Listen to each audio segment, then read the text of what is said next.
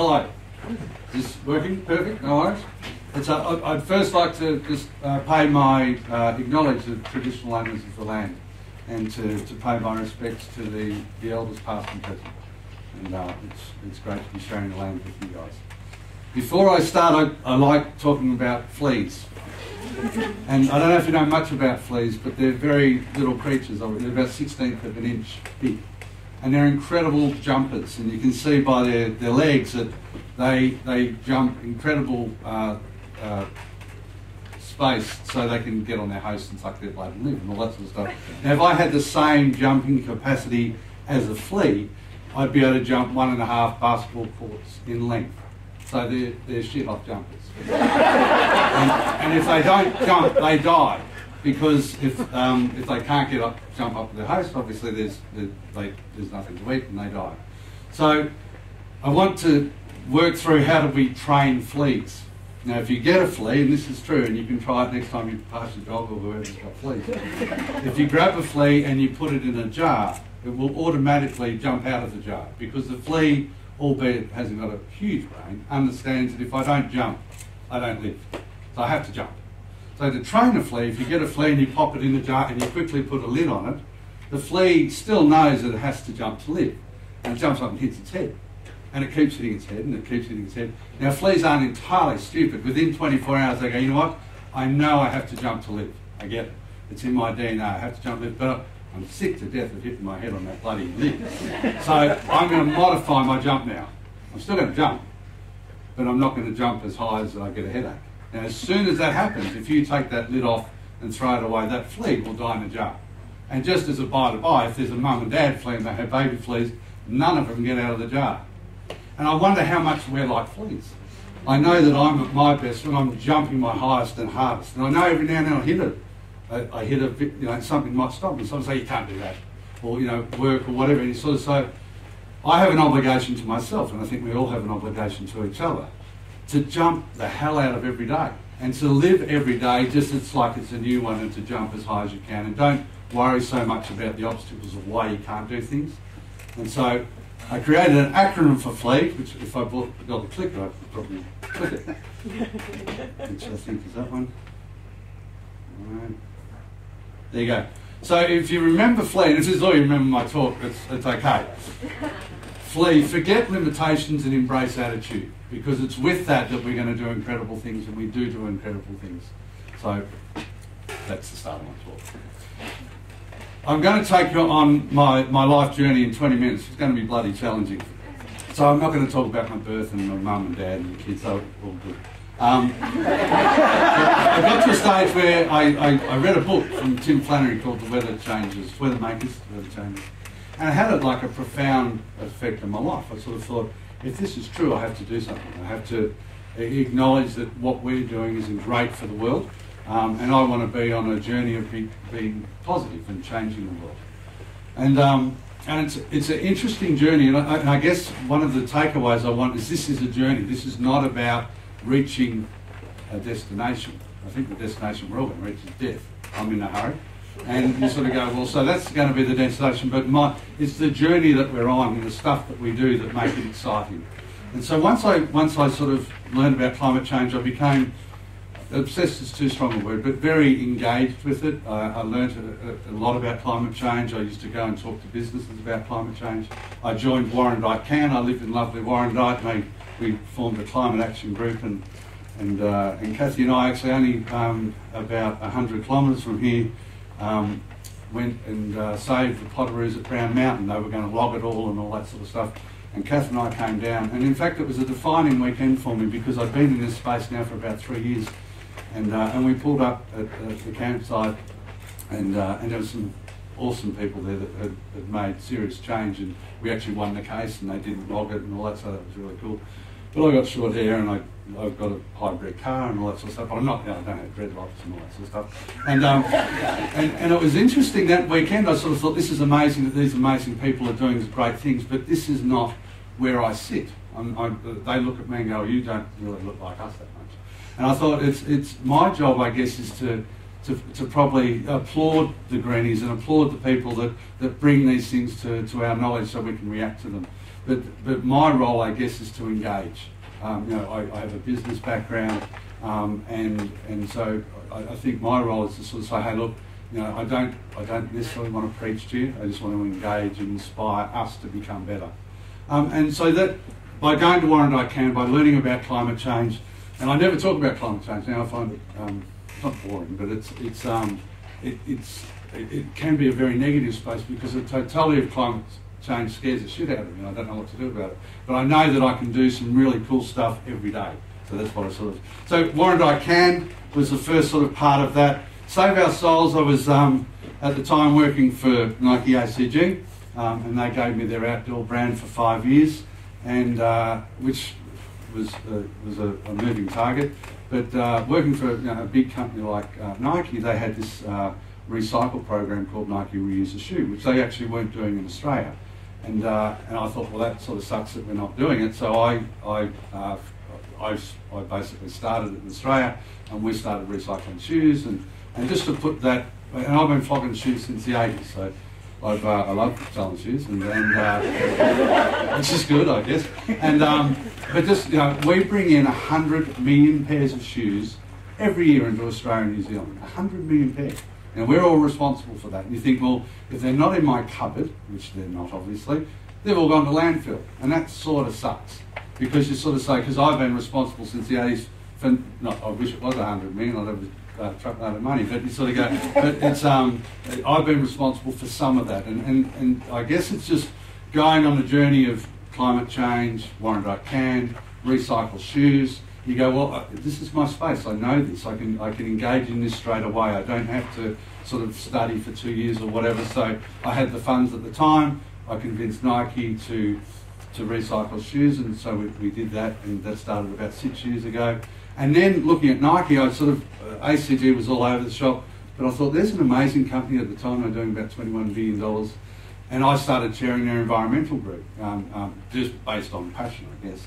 And so I went to their first climate change summit in Portland, and really sort of involved myself in not so much preaching about how we're all doing things wrong, but what can we do right in our business that's smart, and what can we do right in our business that makes a difference. And so Save Our Souls came about because after my 5-year contract with Nike was over, it seemed really stupid that I would keep giving them money to do something that they should be doing anyhow. So I created my own company called Save Our Souls, and Save Our Souls now gets shoes from Nike and a lot of other brands as well, and we recycle them and mix them with tyres. And we do that actually in Broadmeadows in Melbourne. You know, when we first did it, Nike used to take the stuff back to Portland, sorry, not Portland, but back to America, and we'd recycle it. And while that was better than putting it into landfill, it just seemed like it was a big carbon footprint getting it all the way back to the States. So I found this bloke in Broadie, who's a nice bloke, and said, mate, how about we chuck some stuff in and see what happens? And so we've been chucking stuff in and seeing what happens ever since. And it's really cool. It's and I think, you know, I'm not a smart bloke, but I know that if you use finite product infinitely, hey, we're going to run out, eh? So you go, I can't change all that, but I can change shoes. And then you sort of say, well, out of that 100 million pair, let's start the process of doing something. It's not going to change the world or something, but it's on a journey of becoming better. The other thing I do is I sit on the board of B Corps. I don't know if you know B Corps. They started in America about 8 years ago, and two of my friends, I was lucky enough, the first brand that I grabbed and grew in Australia was a brand called unwanted. It was a basketball brand. It was cool. Which I don't play basketball, I'm not cool, but it's funny that I ran it. But so I did that for about 4 years, and we had amazing success. It was a truckload of fun. And two of the original owners, Bart and Jay, were outstanding people, the sort of people that would love this sort of space, because they're just dynamic people, lovely people with good hearts that want to make positive change.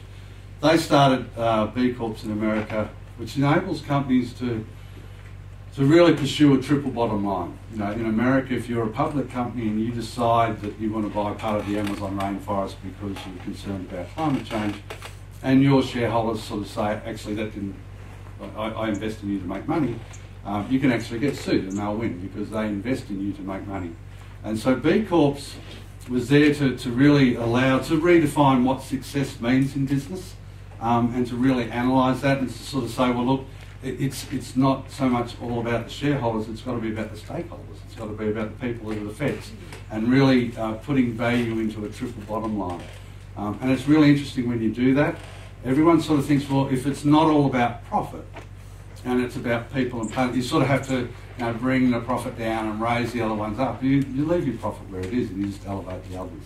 And what you'll find, it was interesting, when the GFC hit, there was, thank you, when the GFC hit, the B Corps were far more likely to go through that transition, for the financial crisis and come out the other end. 68% more likely to survive than a normal business, which is interesting.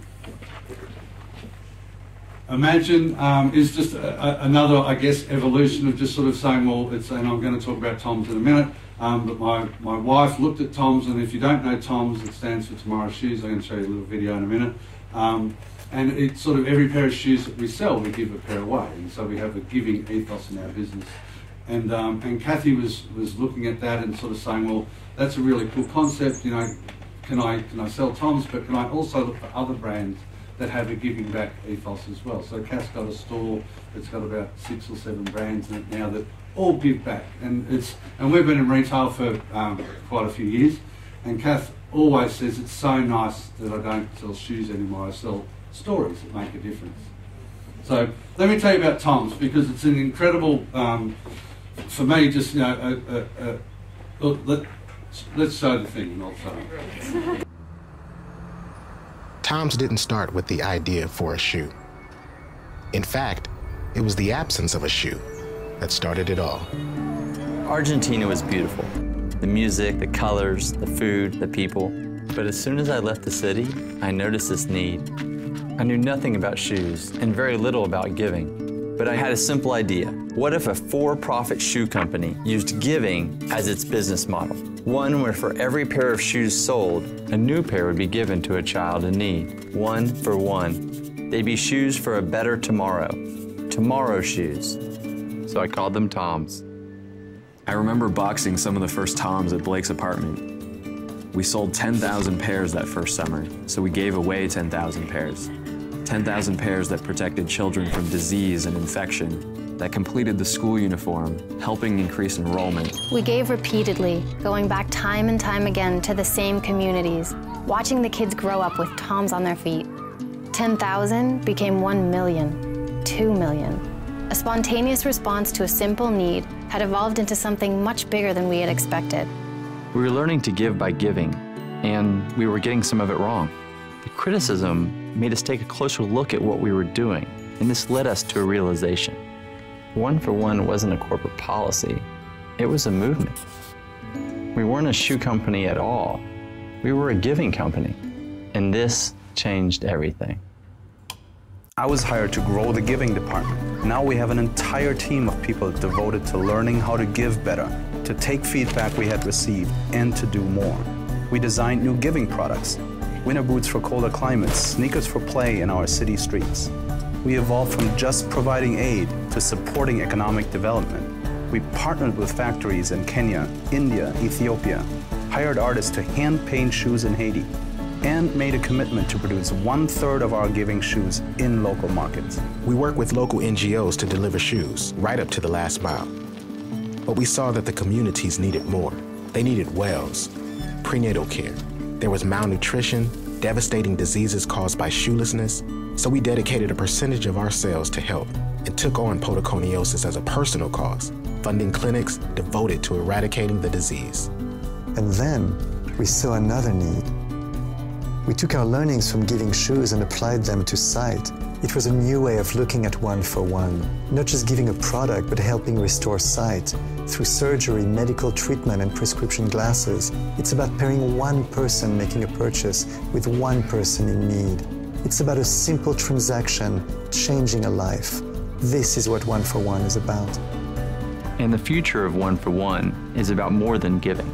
It's about changing the way business is done around the world. TOMS didn't start with the idea for a shoe. In fact, it was the absence of a shoe that started it all.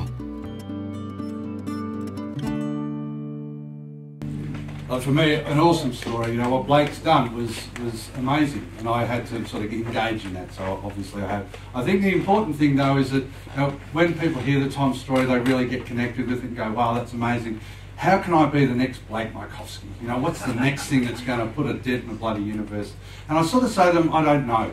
You know, and kudos to you if you can think of something like that. But when, you know, Tom's is turning into a phenomenon that's inspired many, many people. I think giving kids shoes is awesome, and we also do eyewear where we give sight. We've introduced coffee where we give people fresh water, and we've just introduced bags that give women a birthing kit. So in third world countries they can have at least a sterile sort of area where they can give birth to people. So it's cool. It's sort of, thank you. And so, but I think when Blake was in Argentina in 2006, and one of his friends did a shoe drive and had the old shoes to give to the kids outside of the community that didn't have shoes, Blake wasn't sitting there thinking, how do I make a dent in the universe?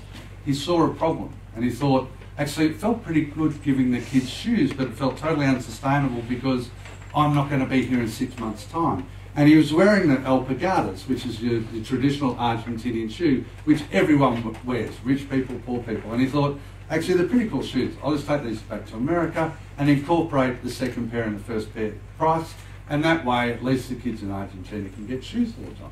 So it was cool. You know, the first year he gave away 10,000 pair. We announced last year we were giving away over 35 million pair now in 75 different countries around the world, which is phenomenal. And it's sort of, and as you give, you've got to make sure that the gift's relevant. There's no point giving kids alpargatas in the Arctic Circle because their toes will drop off and they walk around with stumps.